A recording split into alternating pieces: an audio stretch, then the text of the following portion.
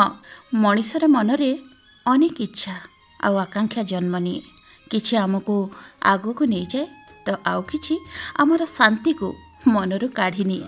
ଆଉ ସେହି ଆକାଂକ୍ଷା ଯେତେବେଳେ ନିଜର ସୀମା ଅତିକ୍ରମ କରେ ସେତେବେଳେ ତାହାର ନାଁ ହୁଏ ଲୋଭ। ଏହା କେବଳ ଧନ ପାଇଁ ନୁହେଁ, ବରଂ ଶକ୍ତି, ପ୍ରତିଷ୍ଠା ଆଉ ଅଧିକରୁ ଅଧିକ ପାଇବାର ଅସୀମ ଇଚ୍ଛା ସହ ମଧ୍ୟ ଜଡ଼ିତ ଥାଏ। ତେବେ ଲୋଭ କ'ଣ ଆଉ ଲୋଭ ଆବଶ୍ୟକତା ଭିତରେ ପାର୍ଥକ୍ୟ କ'ଣ? ଲୋଭ କିପରି ଆମର ଚିନ୍ତାଧାରା ଆଉ ସମ୍ପର୍କକୁ ପ୍ରଭାବିତ କରେ? ଆସନ୍ତୁ ନା ଏହିସବୁ ପ୍ରଶ୍ନର ଉତ୍ତର ଖୋଜିବା ଆଜିର ଗବାକ୍ଷରେ। ଆଜିର ବିଷୟ ହେଲା ଲୋଭ, ମନର ଏକ ଅନନ୍ତ ଚାହିଦା। ତେବେ ରହନ୍ତୁ ଆମ ସହିତ। ଆଜି ପାଇଁ ଉପସ୍ଥାପନାରେ ଅଛୁ ଆମେ ଦୁହେଁ, ମୁଁ ରଞ୍ଜନ, ମୁଁ ସୁପ୍ରଭା। ନମସ୍କାର। ଏ ମନ ଖୋଜୁଛି ଜଣକୁ, ଯିଏ ଲାଗିବ ନିଜର ନିଜର, ସଜେଇ ଦବ ସେ ମୋର ଛୋଟ ଏଇ ସପନର ଘର। ଏ ମନ ଖୋଜୁଛି ଜଣକୁ, ଯିଏ ଲାଗିବ ନିଜର ନିଜର, ସଜେଇ ଦବ ସେ ମୋର ଛୋଟ ଏଇ ସପନର ଘର। ଏ ମନ ଖୋଜୁଛି ଜଣକୁ, ଯିଏ ଲାଗିବ ନିଜର ନିଜର। ଏ ମନ ଖୋଜୁଛି ଜଣକୁ, ଯିଏ ଲାଗିବ ନିଜର ନିଜର। ସାଧାରଣ ଅର୍ଥରେ ଯଦି ଆମେ କହିବା ତାହେଲେ ଲୋଭ ମାନେ କେବଳ ଧନ ସମ୍ପତ୍ତି ପାଇଁ ଅଧିକରୁ ଅଧିକ ପାଇବାର ଆକାଂକ୍ଷାକୁ ଭାବିବା। କିନ୍ତୁ ବାସ୍ତବରେ ଲୋଭର ପରିସର ଏହାଠାରୁ ବି ବହୁତ ବଡ଼। ହଁ, ଲୋଭ ହେଉଛି ସେହି ମାନସିକ ଅବସ୍ଥା ଯେଉଁଠାରେ ମଣିଷ ଆଉ ଅଧିକ ପାଇବାର ଇଚ୍ଛାରେ ବର୍ତ୍ତମାନର ସୁଖ ଆଉ ସନ୍ତୋଷକୁ ଭୁଲିଯାଏ। ଏହା କେବଳ ଟଙ୍କା ପାଇଁ ନୁହଁ, ବରଂ ପ୍ରଶଂସା, କ୍ଷମତା, ଲୋକପ୍ରିୟତା ଏପରିକି ଅନ୍ୟମାନଙ୍କର ଧ୍ୟାନ ଆକର୍ଷଣ ପାଇଁ ମଧ୍ୟ ହୋଇପାରେ। ଲୋଭର ଏକ ବିଶେଷ ଗୁଣ ହେଉଛି ଲୋଭ କେବେ ବି ତୃପ୍ତ ହୁଏ ନା। ଜଣେ ମଣିଷ ଯାହା ପାଇଁ ଅନେକ ଦିନର ଚେଷ୍ଟା କରିଥାଏ ତାକୁ ପାଇବା ପରେ ମଧ୍ୟ ଖୁବ୍ ଶୀଘ୍ର ଆଉ କିଛି ନୂଆ ପାଇବାର ଇଚ୍ଛା କରିବା ଆରମ୍ଭ କରିଦିଏ। ସେଇଥିପାଇଁ ତ ମଣିଷ ସବୁବେଳେ ଦୌଡ଼ୁଥାଏ, କିନ୍ତୁ କେବେ ବି ଶାନ୍ତିରେ ରହିପାରେ ନା। ପ୍ରାୟତଃ ଲୋଭର ପ୍ରଭାବ ବାହାରୁ ଦେଖାଯାଏ ନା। ଅନେକ ସମୟରେ ଏ ଲୋଭ ଭିତରୁ ଆରମ୍ଭ ହୁଏ। ପ୍ରଥମେ ମଣିଷର ଚିନ୍ତାଧାରା ବଦଳିଯାଏ। ସେ ଅନ୍ୟମାନଙ୍କ ସଫଳତା ଦେଖି ଖୁସି ହେବା ବଦଳରେ ନିଜକୁ ସେମାନଙ୍କ ସହ ତୁଳନା କରିବା ଆରମ୍ଭ କରିନିଏ। ଆଉ ଏହି ତୁଳନା ଧୀରେ ଧୀରେ ଈର୍ଷାରେ ପରିଣତ ହୁଏ, ଆଉ ସେହି ଈର୍ଷାରୁ ଲୋଭ ଆହୁରି ବଢ଼ିଯାଏ। आशाओं के सावन में, आशाओं के सावन में, उमंगों की बहार में, तुम मुझको ढूंढो मैं खो जाऊं प्यार में। आशाओं के सावन में, उमंगों की बहार में, तुम मुझको ढूंढो मैं खो जाऊं प्यार में। आशाओं के सावन में। ମୁଁ ପ୍ରଣବ କିଶୋର ପଟ୍ଟନାୟକ, ଏକଲବ୍ୟ ଆଦର୍ଶ ଆବଶ୍ୟକ ବିଦ୍ୟାଳୟ ପୁଙ୍ଗାର କୋରାପୁଟର ଇଂରାଜୀ ଅଧ୍ୟାପକ ଅଛି। ଏଥିସହିତ CBSE ସେଣ୍ଟର ଅଫ୍ ଏକ୍ସଲେନ୍ସ ଭୁବନେଶ୍ୱରର ରିସୋର୍ସ ପର୍ସନ ହିସାବରେ ମଧ୍ୟ କାମ କରି ଆସୁଛି। ଅତି ସରଳ ଭାଷାରେ କହିବାକୁ ଗଲେ କୌଣସି ବ୍ୟକ୍ତିର ଅତ୍ୟଧିକ ପାଇବାର ଇଚ୍ଛା ବା ଅନିୟନ୍ତ୍ରିତ ଇଚ୍ଛାକୁ ଲୋଭ କହନ୍ତି। ଲୋଭ ଏମିତି ଏକ ମାନସିକ ସ୍ଥିତି ଯେଉଁଥିରେ ମଣିଷ ନିଜ ପାଖରେ ଥିବା ଧନ ସମ୍ପତ୍ତି ବା ସୁଖ ଶାନ୍ତିରେ ସନ୍ତୁଷ୍ଟ ନ ହୋଇ ଅନ୍ୟର ଜିନିଷ ହାତେଇବାକୁ ଚେଷ୍ଟା କରେ ବା ନିଜର ଆବଶ୍ୟକତା ଠାରୁ ଅଧିକ ସଂଗ୍ରହ କରିବା ପାଇଁ ଚେଷ୍ଟା କରିଥାଏ। ଆମର ଆର୍ଷ ଗ୍ରନ୍ଥମାନଙ୍କରେ ମଣିଷର ଷଡ଼ରିପୁ ବା 6ଗୋଟି ଶତ୍ରୁ କଥା କୁହାଯାଇଛି। ସେଗୁଡ଼ିକ ହେଲା କାମ, କ୍ରୋଧ, ଲୋଭ, ମୋହ, ମଦ ଏବଂ ମାଶ୍ଚର୍ଯ୍ୟ। ମଣିଷର ପରମ ଶତ୍ରୁ କ୍ରମରେ ଏଠାରେ ଲୋଭ ତୃତୀୟରେ ଆସେ। ଭୋଜି ଭାତରେ ନିଜ ମନପସନ୍ଦ ଖାଦ୍ୟ ଦେଖି ଅଧିକ ମାଗିକି ନେବା, ନ ଖାଇପାରି ଛାଡ଼ିବା ବା ଖାଇକି ପେଟ ଖରାପ କରିବା ଅନୁଭୂତି ଆମ ଭିତରୁ ଅଧିକାଂଶଙ୍କର ଥିବ। ଏହା ହିଁ ଲୋଭ।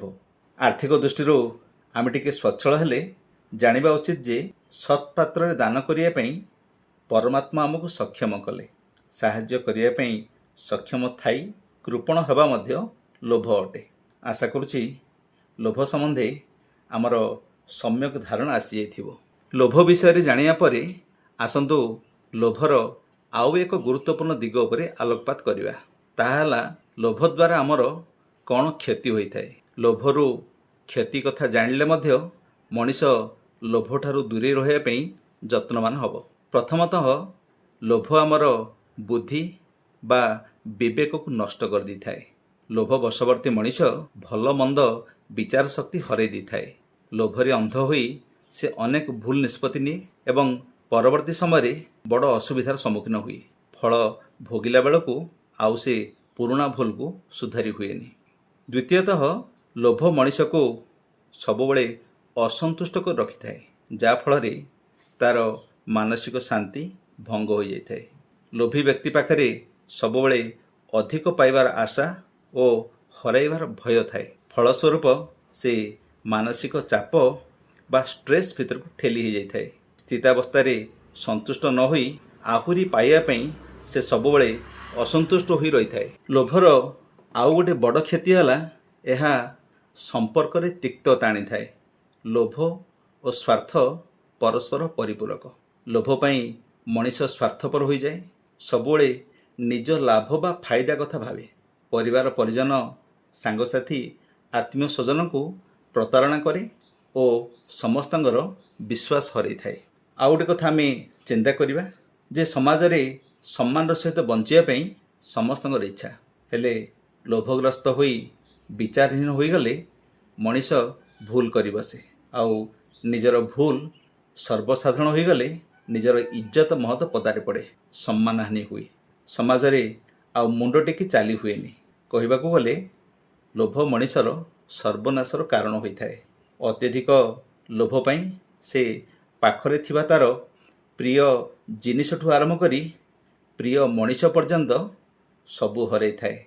ଶେଷରେ ସିଏ ସର୍ବହରା ହୋଇଯାଏ। ସବୁ ପାଇବା ଆଶାରେ ସବୁ ହରାଇ ଦିଏ। ବେଳ ଥାଉ ଥାଉ ବନ୍ଧନ ବାନ୍ଧିଲେ ଶେଷରେ ଆଉ କିଛି ନଥାଏ। ଲୋଭ ପାପର କାରଣ ଓ ପାପ ମୃତ୍ୟୁର କାରଣ। ସବୁଠୁ ବଡ଼ କଥା ହେଲା ମଣିଷକୁ ଲୋଭଗ୍ରସ୍ତ କଲେ ସତ୍ୟ ଧର୍ମ କ୍ଷେତ୍ରରେ ସେ ଆଉ ଆଗକୁ ଯାଇପାରେନି। ଶ୍ରୋତାବନ୍ଧୁ, ଲୋଭର ଶେଷ ନାହିଁ ଓ ସନ୍ତୋଷ ଠାରୁ ବଡ଼ ସଫଳ ସଂସାରରେ ନାହିଁ। पल भर ठहर जाओ, दिल ये संभल जाए, कैसे तुम्हें रोका करूं, मेरी तरफ आता हर गम फिसल जाए, आँखों में तुमको भरूं,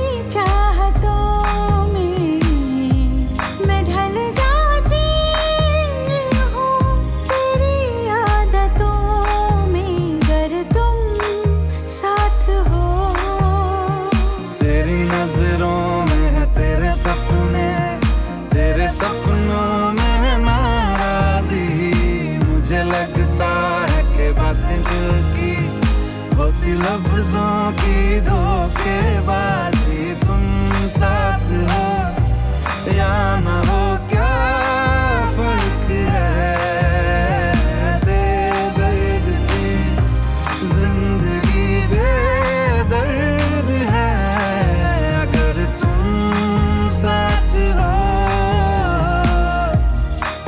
अगर तुम साथ हो पत्र पत्रिकार पृष्ठा उल्टेले देखिए प्रतिदिन जड़े जड़े जंत्री ऑफिसर किंबा बड़ व्यवसायी आय बहिर्भूत संपत्ति ठूल अभियोग जेल जाउछंती। जबत हेउतबा सेमानकर बस्ता बस्ता टंका केजी केजी सुना गंडा गंडा दामिका गाड़ी आउ बहुतल प्रसाद आपण आखिरे न देखिले आदौ विश्वास करिवेनी। राताराति धनी हेबार निशा सेमानकु भूल काम करिया पई प्रेरित करथाए। सेमाने परिणाम कथा न भाबी संपत्तिर परिमाण कथा भाबंती आउ शेषरे लज्जित लांछित अपमानित होई जेल जाई न्यूज हेडलाइंस बनी जाते। आपण देखिबे असंतोष ही मनीष को बाटबणा कर दिए। गोटे छात्र किंबा छात्री कथा आमे चिंता करिबा निजर परिश्रम अनुजाई से तार मार्क पाई थाए।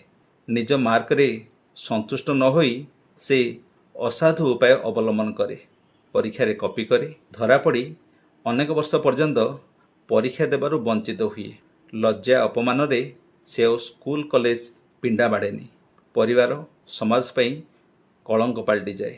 कहिବାକୁ गले लोभ एक मानसिक ज्वर भली ग्रास करे आउ भूल काम करिया पई मनीष को प्रेरित करथाए। व्यक्तिगत स्वार्थ और सामूहिक कल्याण परस्परर विपरीत शब्द। लोभ समाज रे महामारी भली क्षति करथाए।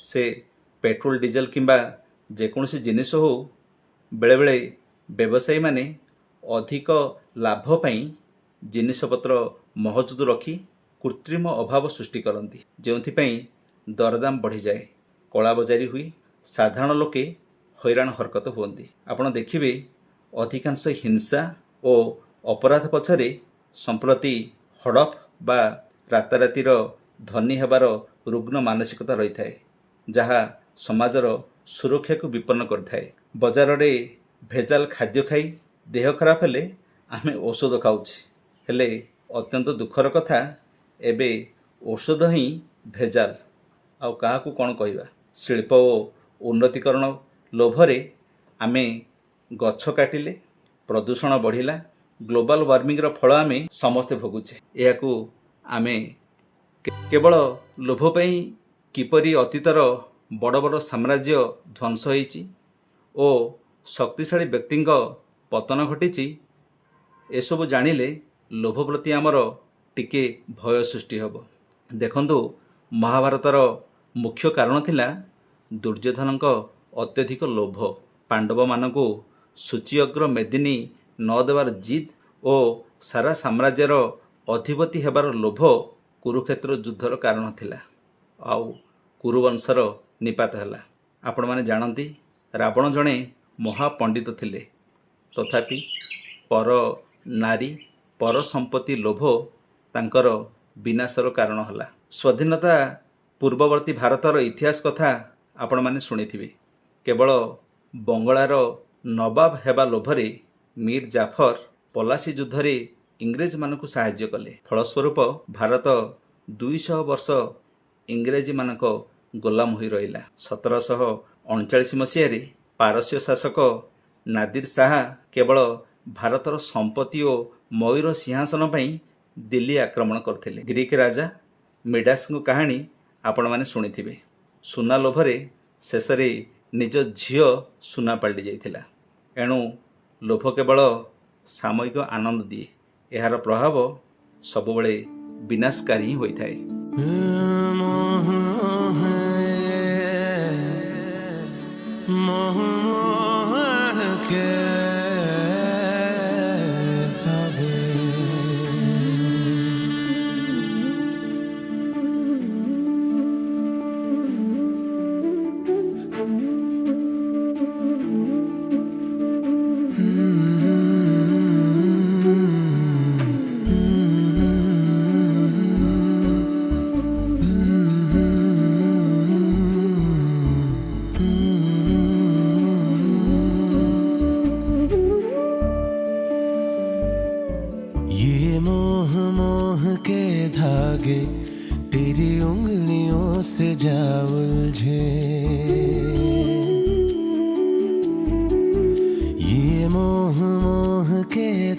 लागे तेरी उंगलियों से जा उलझे कोई टोह टोह ना लागे किस तरह गे ये सुलझे है रोम रोम एक तारा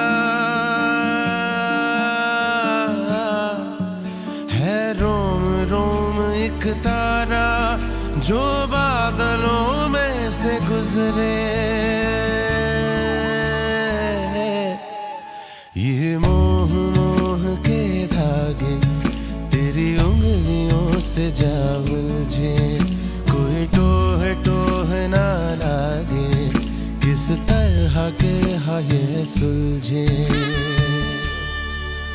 लोभ नियंत्रण कथा आलोचना बेले मोर परम पूज्य पिता तथा आध्यात्मिक अनुष्ठान विश्व वैदिक परिवार प्रतिष्ठाता सन्यासी श्री आत्मानंद कथा मन पड़े। से कहती आम जितेबले 2-3 दिन पर होटेल रहू सेतेबले होटेल सेज बाथरूम ठारू आरंभ करी टीवी टेलीफोन पर्यंत सबु जिनिस आमर निजर भली आम व्यवहार करूँ।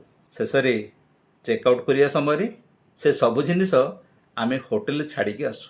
बापा भाषा त्यागपूर्वक भोग भावना मनिषर लोभ को नियंत्रण करथाए। देखंतु लोभ एक स्वाभाविक मानवीय प्रवृत्ति, यह संपूर्ण परित्याग करने संभव नुह। लोभ को नियंत्रण कर जाई परिबो। प्रथम कथा है आत्मसंतोष। आपण पाखरे जहाँ अच्छी से परमात्मा को प्रकृति को एवं आपण परिवेश को आपण धन्यवाद दियंतु। मनीष निज पाखरे थिबा जिनिसर मूल्य बुझीगले अन्य जिनिस प्रति थिबा तार अहेतुक आकर्षण कमी जाए। द्वितीय आवश्यकता और इच्छा मध्य थिबा फरक आमे बुझिबा दरकार। आमे जो जिनिस पछरे गोड़ौछे ताहा आमर प्रकृत आवश्यक ना केवल सामयिक इच्छा। जदि ता बिना आमे चली परिबा तेबे सेथुरु दूरी रही परिबा। आ गोटे बड़ कथा है अधिकांश क्षेत्र में लोभ अन्य मानकु देखि सृष्टि हुए। प्रत्येक मनिषर परिस्थिति अलग, एणु तुलना करने बंद करदेले भी मनिषर लोभ अनेकांशे कमिजिव। अन्य को पिंधे देले जो आनंद ताहा निजे पिंधिबारे न थाए, अन्य को खुई देबारे जो आनंद निजे खाइबारे न थाए, आउ अन्य को देबारे जो आनंद निजे पाइबारे न थाए। श्रोता बंधु, देवा और सेवा मनोभाव मनिषर लोभ कमे दी थाए। आउ गोटे सुंदर कथा है वर्तमान रे बंचिबा।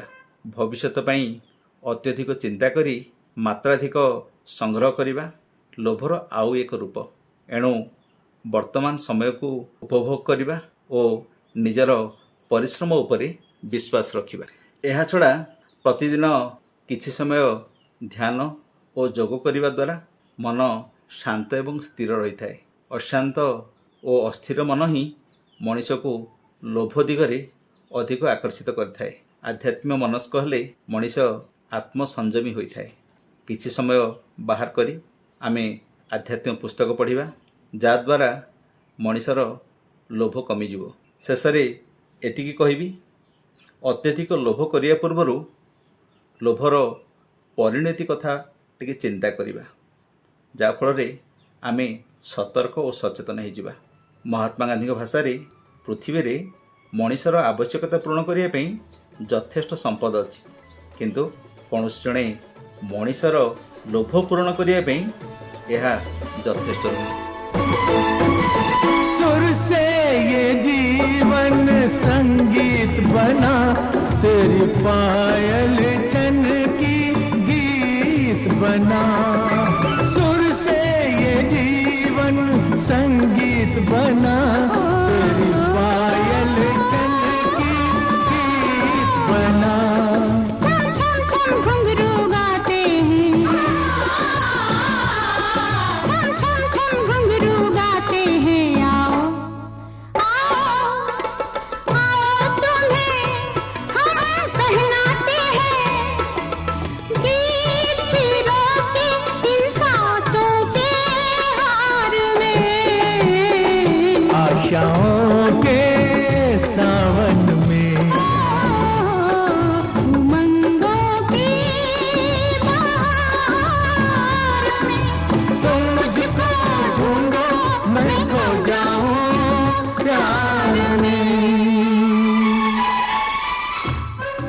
ଲୋଭର ଆଉ ଗୋଟିଏ ଗୁଣ ହେଲା ଏହା ମଣିଷର ନିଷ୍ପତ୍ତି ନେବାର କ୍ଷମତାକୁ ପ୍ରଭାବିତ କରେ। ଅନେକ ସମୟରେ ଲୋଭର କାରଣରୁ ମଣିଷ ଛୋଟ ଲାଭ ପାଇଁ ଆଗକୁ ହେବାକୁ ଥିବା ବଡ଼ କ୍ଷତିକୁ ଦେଖିପାରେ ନା। ସେ ପ୍ରଥମେ ଲୋଭକୁ ଗୁରୁତ୍ୱ ଦିଏ, କିନ୍ତୁ ତାର ପରିଣାମ ପ୍ରତି ଧ୍ୟାନ ଦିଏ ନା।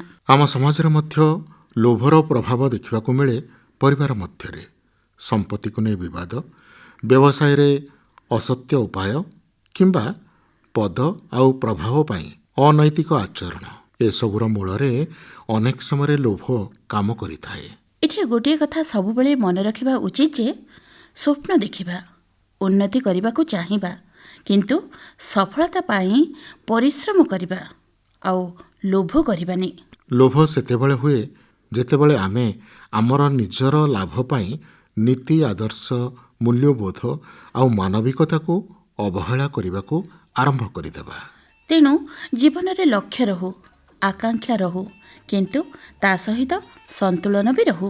ଆମେ ଯାହା ପାଇଛୁ ସେଥିପାଇଁ ଆମେ କୃତଜ୍ଞ ହେବା, ଭଗବାନଙ୍କୁ ଧନ୍ୟବାଦ ଦେବା। କୃତଜ୍ଞତା ଲୋଭର ସବୁଠାରୁ ବଡ଼ ପ୍ରତିଷେଧକ। ना बीवी ना बच्चा ना बाप बड़ा ना मैया, the whole thing is that के भैया सबसे बड़ा रुपया।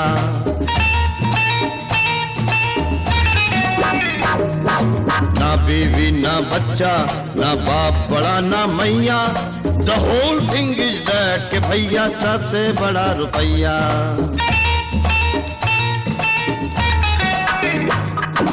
बिन रुपया तो मिस्टर तेरी मम्मी का प्यार, जो पैदा करता तुझे तो कभी न कर सकता मेरे यार। डॉक्टर लौट जाता भी न मिलती अगर, तू माँ के पोटे के अंदर पड़ा ही रह जाता हर बार। तो किया जिसने पैदा वो ईश्वर है ना मैया, the whole thing is that के भैया सबसे बड़ा रुपया। ଗୋଟିଏ ଗାଁରେ ରାମ ନାମକ ଜଣେ ଚାଷୀ ବା କୃଷକ ରହୁଥିଲେ। ସେ ଦିନସାରା ପରିଶ୍ରମ କରି ଯେତିକି ଧାନ ଦରକାର ସେତିକି ଚାଷ କରୁଥିଲେ। ତାଙ୍କର ଘର ଛୋଟ ଥିଲା, ଆବଶ୍ୟକତା କମ୍ ଥିଲା, କିନ୍ତୁ ସେ ଖୁସିରେ ଥିଲେ, ସୁଖୀ ଦାମ୍ପତ୍ୟ ଥିଲା। ଅନ୍ୟପଟେ ସେହି ଗାଁରେ ଜଣେ ଧନୀ ବ୍ୟକ୍ତି ମଧ୍ୟ ଥିଲେ। ତାଙ୍କ ପାଖରେ ବହୁତ ଜମି ଥିଲା, ଧନ ସମ୍ପତ୍ତି ମଧ୍ୟ ବହୁତ ଥିଲା। ତଥାପି ସେ ସବୁବେଳେ ଚିନ୍ତାରେ ରହୁଥିଲେ। ସେ ଆଉ କିପରି ଅଧିକା ଧନ ଅର୍ଜନ କରିବେ, ଏଇ କଥାରେ ସବୁବେଳେ ବ୍ୟସ୍ତ ରହୁଥିଲେ। ଦିନେ ସେ ରାମଙ୍କୁ ପଚାରିଲେ, ତୁମ ପାଖରେ ଏତେ କମ୍ ଥାଇ ବି ତୁମେ ଏତେ ଖୁସି କେମିତି? ରାମ ହସିଦେଇ କହିଲା, ମୁଁ ମୋର ଆବଶ୍ୟକତା ପୂରଣ ହେଲେ ଖୁସି ହୁଏ, କିନ୍ତୁ ଆପଣଙ୍କର ଆଶା କେବେ ମଧ୍ୟ ପୂରା ହେଉନାହିଁ। ତେଣୁ ଆପଣ ସେଇ ଆଶା ସବୁକୁ ପୂରଣ କରିବାର ଲୋଭରେ ଅଶାନ୍ତ ରହୁଛନ୍ତି। ହଁ, ଏହି ଛୋଟିଆ କାହାଣୀ ଆମକୁ ଶିଖାଏ ଯେ ଆବଶ୍ୟକତା ପୂରଣ ହେଲେ ମନରେ ସନ୍ତୋଷ ଆସେ, କିନ୍ତୁ ଲୋଭ ରହିଲେ ଅଶାନ୍ତି ବଢ଼େ। हाथ खाली अगर तू मर गया मेरी जान, नादनी तुझको छुएगी न धरती ही देगी मान।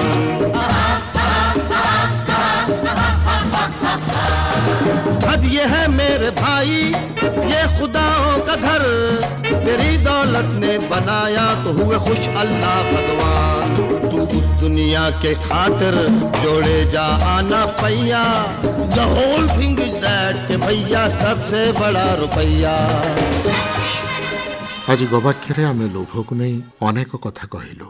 ଲୋଭ କ'ଣ, ଏହା କିପରି ମଣିଷକୁ ଚିନ୍ତା, ସମ୍ପର୍କ ଆଉ ଜୀବନକୁ ପ୍ରଭାବିତ କରେ, ସେ ବିଷୟରେ ବି ଆପଣଙ୍କ ସାମ୍ନାରେ ପରିବେଷଣ କଲୁ। ଆଶା କରୁଛୁ ଆଜିର ଆଲୋଚନା ଆପଣଙ୍କ ମନରେ ନିଶ୍ଚୟ କିଛି ନୂଆ ଚିନ୍ତାର ଦ୍ୱାର ଖୋଲିଥିବ।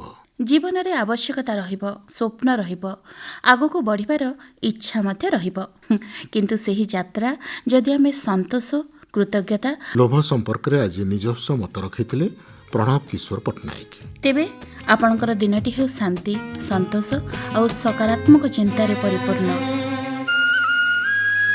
ମୁହଁରେ ଜହ୍ନ ରାତି ଖେଳୁଥିବ ଲୁଚକାଳି, ଛୁଇଁ ଦେଲେ ବହୁଥିବ ମିଠା ମିଠା ଚଇତାଳି।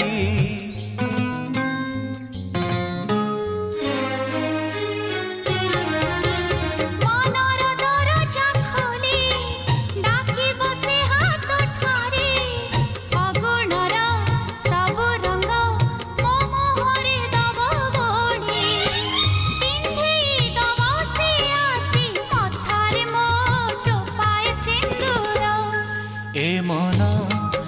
ଖୋଜୁଛି ଜଣକୁ ଯିଏ ଲାଗିବ ନିଜର ନିଜର ଏ ମନ ଖୋଜୁଛି ଜଣକୁ ଯିଏ ଲାଗିବ ନିଜର ନିଜର। ପୁଣି ଦେଖା ହେବ ଆଉ ଏକ ନୂଆ ବିଷୟ, ନୂଆ ଭାବନା ଆଉ ନୂଆ ଆଲୋଚନା ସହିତ। ଆଜି ପାଇଁ ଉପସ୍ଥାପନାରେ ଥିଲୁ ଆମେ ଦୁହେଁ। ମୁଁ ରଞ୍ଜନ, ମୁଁ ସୁପ୍ରଭା। ନମସ୍କାର।